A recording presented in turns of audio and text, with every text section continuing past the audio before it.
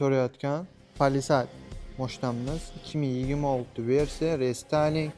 Mashinamiz kalligrafiya paketda. Mashinamiz ko'rishingiz mumkin. Oqqa korичневый salon, 7 o'rindiqli.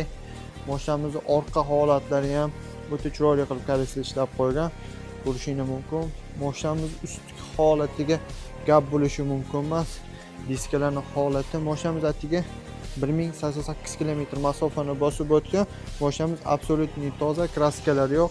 Endi ichiga marhamat qiling. Lekin mana svetlari, ledlarni juda qoyilmaqom qilib ishlatib qo'ygan. Bu mashinamiz kalligraf eng fullaridan. Bu 2VD hisoblanadi.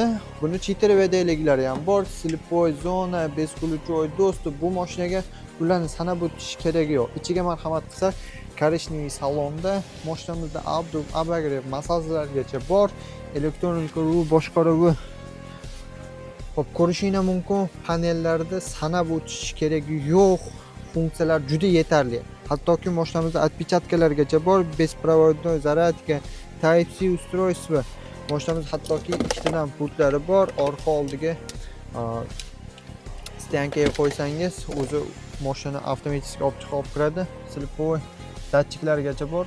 Mashinada mabodo uxlab qolsangiz, mashina o'zini o'zi avtomatik to'xtatadi. Head-up display.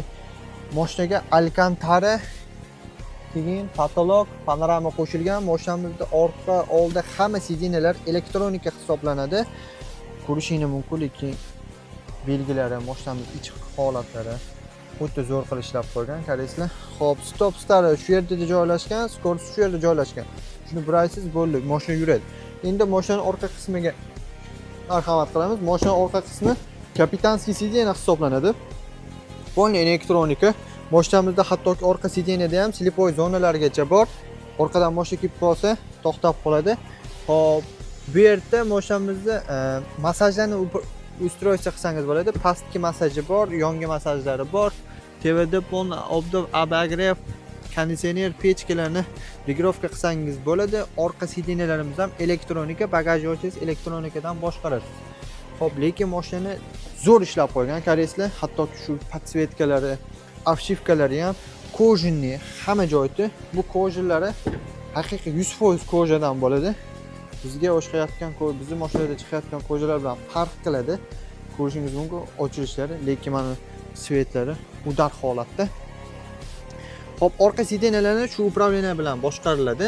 Bu upravleniyalar sidenani turg'izadi, yotqizishga yordam beradi. Xo'p, bu yerlarda ham ko'rishingiz mumkin, abagrev hamma funksiyalari bor.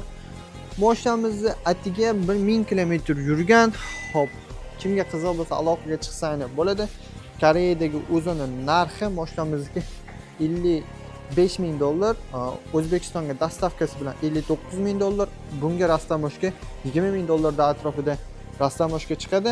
Pat ключ $79,000 ga yetkazib olib borib beramiz mashinamizni. Xudo xolos kimga qiziq bo'lsa aloqaga chiqing. Mashinamiz 80 litr benzin bilan 1100 km masofani bosib o'tadi shu gavdasiga, lekin 1100 km hazilakam yo'l emas.